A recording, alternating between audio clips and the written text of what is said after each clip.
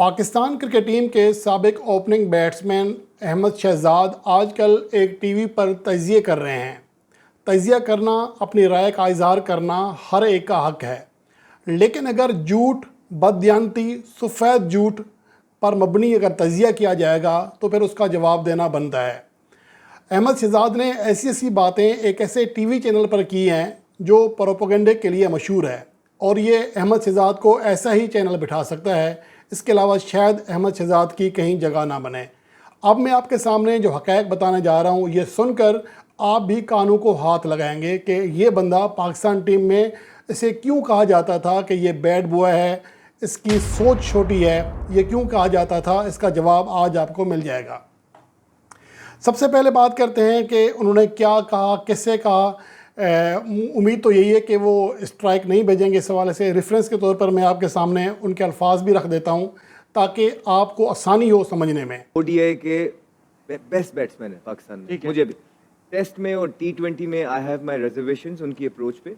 मुझे लगता है टेस्ट में भी उनको बहुत ज़्यादा चांसेस मिलेंगे, पूरी बनाने की कोशिश की गई, और फिर आप देखें उनको किस तरह एडजस्ट किया गया। आप ये जो हम देखते हैं कि चौथे पे जाके, पांचवे पे जाके अगर कोई प्लेयर को आप लेके जाते हैं तो वो सचिन वगैरह तब वहाँ पे गए थे जब उन्होंने बेतहाशा परफॉर्मेंस कर दी थी।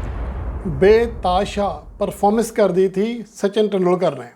अब मैं आपके सामने हक़ाइक़ बताता हूँ कि सचिन तेंदुलकर ने कैरियर के पहले 10 सालों में एक बार भी ओपनिंग नहीं की थी, एक बार भी तीसरे नंबर पर नहीं आए थे, इवन के शुरू में छठे नंबर पर खेले, और पूरी ज़िंदगी में, पूरे टेस्ट कैरियर में वो सिर्फ एक बार एज ए ओपनर खेले हैं, और वो भी 99 में जब वो अहमदाबाद के मकाम पर न्यूजीलैंड के खिलाफ एज ए ओपनर आए थे। 15 रन किए थे।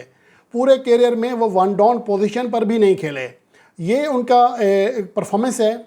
और उसके अलावा ये जो निरा झूठ है कि वो परफॉर्मेंस देकर आए थे एज ए ओपनर, बाद में वो नीचे गए, ये बिल्कुल सरासर झूठ है। इनको शायद पता ही नहीं है, ना ही उसी चैनल को पता है जिसके ऊपर ये बैठे हुए हैं, कि ये टोटली झूठ बोल रहे हैं, लोगों को गुमराह कर रहे हैं।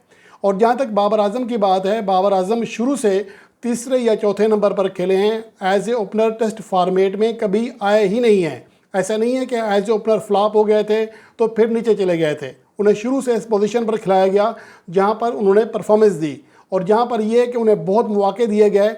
तो आपको ये बताऊं कि उनका जो डेब्यू हुआ था 2016 में दुबई के मकाम पर हुआ था। अपनी पहली टेस्ट इनिंग्स में 69 रन करने में कामयाब रहे। फिर इसी अगले जो दौरा है न्यूजीलैंड था, हैमिल्टन टेस्ट में 90 रन बनाकर नॉट आउट रहे। शुरू में ही वो परफॉर्म करने लगे थे, ठीक है, तसलसल नहीं था शुरू में। आज अगर दुनिया के टॉप 5 टेस्ट बल्लेबाजों में शामिल हैं तो वो उन्होंने परफॉर्मेंस देकर ये मकाम हासिल किया हुआ है। लेकिन बाबर आजम को क्योंकि T20 में बेस्ट पोजीशन होती है, ओपन ज़्यादा ओवर मिलते हैं, उनको वहाँ एडजस्ट किया गया। बेस्ट पोजीशन ओडीआई में होती है वन डाउन, वो वहाँ एडजस्ट हुए। उसके बाद बेस्ट पोजीशन होती है 4 डे में या टेस्ट मैच में नंबर 4 पे, वो वहाँ एडजस्ट हुए। तो जिसमें से मुझे लगता है ओडीआई एक ऐसा फॉर्मेट है जिसको उन्होंने कमांड के साथ खेला है। मुझे अभी भी लगता है कि बाबर आजम को T20 के अंदर अपने स्ट्राइक रेट पे बहुत ज़्यादा काम करना है। जिस पोजीशन पर बाबर आजम खेलते हैं वही पोजीशन मौसूफ को बेहतर लग रही है। अगर T20 में ओपनिंग करते हैं तो कहते हैं कि इन्हें यहाँ सेट किया जा रहा है, इन्हें नीचे खेलना चाहिए था। टेस्ट फॉर्मेट में अगर वो नीचे खेलते हैं, कहते हैं यहाँ इनको ऊपर खेलना चाहिए था। तो ये बंदा समझ से बालातर है। और जहाँ तक वो स्ट्राइक रेट की बात कर रहे हैं, तो इनको, इस बेवकूफ़ इंसान को इतना पता ही कर लेना चाहिए कि बाबर आजम का स्ट्राइक रेट अभी क्या है। अभी मैं उनकी सिर्फ आखिरी, ठीक है, आप ये कह सकते हैं 2021 में, 2022 में बाबर आजम का स्ट्राइक रेट कम था, लेकिन उन्होंने अपने स्ट्राइक रेट को इम्प्रूव किया है। मैं आपको सिर्फ 7 इनिंग्स बताता हूँ कि न्यूजीलैंड के खिलाफ लाहौर में खेले, 44 बॉल्स पे 69 रन किए और 156.91, लगभग 157 का स्ट्राइक रेट रहा। 6 चौके 2 छक्के लगाए। अगले मैच में 132 के स्ट्राइक रेट से आयरलैंड के खिलाफ 43 बॉल्स पर 57 रन किए, और इसके अलावा आयरलैंड के खिलाफ आखिरी मैच में 6 चौके 5 छक्के लगाए। 178.57 के स्ट्राइक रेट से 75 रन किए, और उसके अलावा दौरा इंग्लैंड के आखिरी मैच में 5 चौकों और 1 छक्के समेत 163 के स्ट्राइक रेट से 22 गेंदों पर 36 रन किए। और अगर आखिरी मैच में वो 43 बॉल पर 44 रन किए यूएसए के खिलाफ, तो इसमें सूरत हाल ऐसी थी कि 26 रन पर आपकी 3 विकेटें गिर चुकी थी। आपको अगर पता ना हो तो अफगानिस्तान ने आज न्यूजीलैंड के खिलाफ पहले 10 ओवर में सिर्फ 55 रन किए थे और आखिरी 10 ओवर में 103 से ज़्यादा 104 रन किए। तो ये सूरत हाल होती है जब आपकी कंडीशंस ऐसी होती हैं तो आपको ऐसे खेलना पड़ता है। तो अब मुझे नहीं लगता कि अहमद शहजाद का मसला क्या है या इस चैनल का मसला क्या है कि सिर्फ प्रोपेगेंडा करना होता है, झूठ बोलना होता है। अब मैं इसके आगे और स्टोरी आपको सुनाता हूँ। होगा कि सबसे पहले बाबर को यहाँ से मानना है। अगर ये स्टैट्स ये बता रहे हैं कि आपका T20 वर्ल्ड कप के अंदर सबसे लोएस्ट स्ट्राइक रेट है 86 पॉइंट समथिंग का, तो ये स्टैट्स झूठ नहीं बोलते हैं। अगर ये सारी चीजें बाबर आजम यहाँ से मानेंगे नहीं तो ना तो उनका फायदा होगा ताबिश, ना ही मुल्क का फायदा होगा। यार ये बात सिर्फ आपकी ताबिश ही मान सकता है या उनका चैनल। अब मुझे नहीं पता आपके सामने ये स्टेट्स किसने रखे हैं। यार इंसान सिर्फ इतना सोच ले कि अब जो उनकी परफॉर्मेंस है T20 वर्ल्ड कप में मजमूई तौर पर 14 इनिंग्स के लिए 113.22 का स्ट्राइक रेट है, 36 उनकी जो है मजमूई तौर पर एवरेज है, 5 फिफ्टियाँ कर चुके हैं 14 इनिंग्स में। तो किसने कहा है आपका कि स्ट्राइक रेट उनका 86 है? यार खुदा खौफ करो, किसने आपको ये स्टेट्स रख के सामने दिए हैं? अब ताबिश ने रख के दिए तो फिर उनसे पूछना चाहिए। बहरहाल अब आगे बात करते हैं और इसने क्या बॉन्ड मारी है। आपका स्ट्राइक रेट 114 है जो बाबर से कम है। अब बताता हूँ, मैं बताता हूँ, लोग कहते हैं ये यार आप क्यों बात कर रहे हैं ये बात? तो मैंने जब पहले दिन यहाँ पे बात कर रहा था उसमें मैंने ये बताया कि एक तो वो क्रिकेट बहुत पुरानी थी, T20 नया नया स्टार्ट हुआ था और फिर हम वो क्रिकेट खेल रहे थे यूएई में। यूएई में हम 140 करके जीत जाते थे।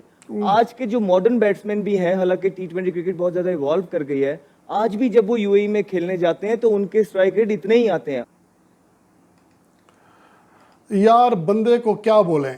अहमद शहजाद ने अपने कैरियर में सिर्फ 12 T20 इंटरनेशनल यूएई में खेले हैं, जबकि अपने कैरियर के 47 मैचेस यूएई से बाहर खेले।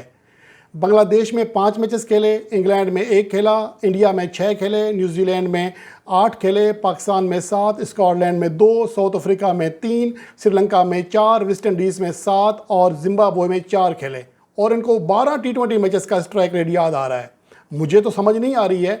और दूसरी बात ये है कि यूएई में पाकिस्तान के मजमूई तौर पर जो खिलाड़ी खेले हैं, जो टॉप 3 नंबर पर खेले हैं या एज ए ओपनर या वन डाउन यानी कि तीसरे नंबर पर, तो उनमें अहमद शहजाद का स्ट्राइक रेट 20वें नंबर पर है। सिर्फ पाकिस्तानी बल्लेबाजों की बात कर रहा हूँ, पूरी दुनिया की बात नहीं कर रहा। सलमान बट का स्ट्राइक रेट 133, शर्जील खान का 126, कामरान कमल का 124, मोहम्मद रिजवान का 122, बाबर आजम का 119, मोहम्मद हफीज़ का 118, सैम अयूब का 115, सरफराज अहमद का 113। तो ये आपके सामने लंबी फहरिस्त है। इसमें 88 स्ट्राइक रेट है मौसूफ का यूएई में, 88 रन। ये T20 फॉर्मेट की बात कर रहा हूँ। और यार हाँ, उस ज़माने में कह रहे हैं कि जी हमारी क्रिकेट स्लो होती थी, तो अहमद शहजाद का जो डेब्यू हुआ था T20 इंटरनेशनल मैचेस में 7 मई 2009 को हुआ था, जब वो दुबई में ऑस्ट्रेलवी टीम के खिलाफ मैदान में उतरे थे। और अपने कैरियर का आखिरी T20 मैच लाहौर में खेला था अक्टूबर 2019 में। तो इस अरसे में पाकिस्तान के अगर बल्लेबाजों की बात करें, सिर्फ पाकिस्तान के बैटर्स की बात करें, तो उस ज़माने की जो बात कर रहे हैं, तो इस अरसे में 16 दीगर ऐसे बैट्समैन हैं जो कि टॉप 3 पोजीशन पर खेले और उनका अहमद शहजाद से स्ट्राइक रेट बेहतर था, जिनमें नुमान अनवर, मुख्तार अहमद, फ़खर जमान, शर्जील, बाबर आजम, इमरान नज़ीर, सलमान बट, मोहम्मद यूसुफ। यार जो टेस्ट फॉर्मेट का प्लेयर था उसका स्ट्राइक रेट भी अहमद शहजाद से ज़्यादा था, जिनका स्ट्राइक रेट 125 था और मौसूफ का स्ट्राइक रेट 114 रहा। मोहम्मद रिजवान, जितने प्लेयर्स हैं, हुसैन तलत, इवन के सरफराज अहमद का स्ट्राइक रेट इनसे ज़्यादा रहा है इस अरसे में। और ये बातें ऐसे कर रहे हैं। और वैसे बताऊं कि उस दौर में जो कह रहे हैं ना, दुनिया में 132 ऐसे बैट्समैन थे जिन्होंने टॉप 3 पोजीशन पर कम से कम 10 इनिंग्स खेली। 10 इनिंग्स वालों को आप काउंट ना करें, 10 या ऐसे ज़्यादा इनिंग्स खेलने वाले 132 को काउंट कर लें, तो उनमें अहमद शहजाद का स्ट्राइक रेट के लिहाज से जो नंबर बनता है वो 100वां है। 132 में 100वें नंबर पर खड़े हैं स्ट्राइक रेट में। उस दौर में कहते हैं यार तुम तो ही में थे ना शी में थे, उस टाइम तुम्हारा तो स्ट्राइक रेट था ही कुछ नहीं। अब लोगों को बेवकूफ़ बना रहे हो एक चैनल पर बैठकर, और ये चैनल तो मैं माशाल्लाह आप क्या कहें इसको। तो ये सूरत हाल है। और आगे एक बात और सुने, मौसूफ क्या फरमा रहे हैं, मुझे तो हैरानी होती है यार ये लोग कैसे कह लेते हैं। अब सुने। और अगर आप देखें तो हम किसी बी सी डी टीम के अगेंस्ट नहीं खेलते थे, पूरी full fledge South Africa Australia की साइड्स आती थी और उन्हें हम वहां हराते थे। तो कुछ ना कुछ तो ठीक कर रहे थे तो हराते थे ना। इसलिए वहां पे स्ट्राइक रेट इस तरह का था, कैप्टन की स्ट्रेटजीज थी, कोचेस की स्ट्रेटजीज थी। यार ये कह रहे हैं कि उस दौर में हम साउथ अफ्रीका को, यार जब से इनका कैरियर रहा है 2009 से 2019 तक, साउथ अफ्रीका के खिलाफ पाकिस्तान ने यूएई में 4 मैचेस खेले T20 फॉर्मेट के, चारों में पाकिस्तान को शिकस्त हुई। और उसके अलावा पाकिस्तान ने इंग्लैंड के खिलाफ 8 मैचेस खेले, सिर्फ 2 जीते, 5 में पाकिस्तान को शिकस्त हुई। इसके अलावा ठीक है, ऑस्ट्रेलिया टीम के खिलाफ मिसबाह उल हक के दौर में पाकिस्तान ने बेहतर रिजल्ट दिए, 8 में से 5 मैचेस जीते, लेकिन साउथ अफ्रीका, इंग्लैंड या बाकी टीमों के खिलाफ पाकिस्तान के अदाद शुमार बेहतर नहीं रहे हैं। तो ये सूरत हाल है। अब मुझे समझ नहीं आती है कि इन मौसूफ को क्या कहा जाए, इनकी परफॉर्मेंस के ऊपर क्या बात की जाए, इनके झूठ के ऊपर क्या बात की जाए, और STV चैनल के ऊपर क्या बात की जाए जो सिर्फ प्रोपेगेंडा अपने कौमी हीरोज़ को तजलील करते हैं। यहाँ मैं बाबर आजम की सपोर्ट नहीं कर रहा, मैं सिर्फ झूठ की बात कर रहा हूँ कि यहाँ पर झूठ कितना बोला जाता है। और जो कुछ लोग कहते हैं कि मैं रिजवान बाबर आजम को सपोर्ट करता हूं, तो भाई ये 2 ही प्लेयर्स थे जो रन्स कर रहे थे। अब फ़खर जमान ने 2024 में रन्स करना शुरू किए हैं, तो कोई फ़खर जमान के खिलाफ बोलेगा तो मैं बात करूंगा कि फ़खर जमान की कारकर्दगी भाई बेहतर है। तो ये सूरत हाल है। आप तजिया करें, आप राय दें अपनी, लेकिन झूठ नहीं बोलें। अब पता नहीं ये लोग कहाँ से उठ के आ जाते हैं।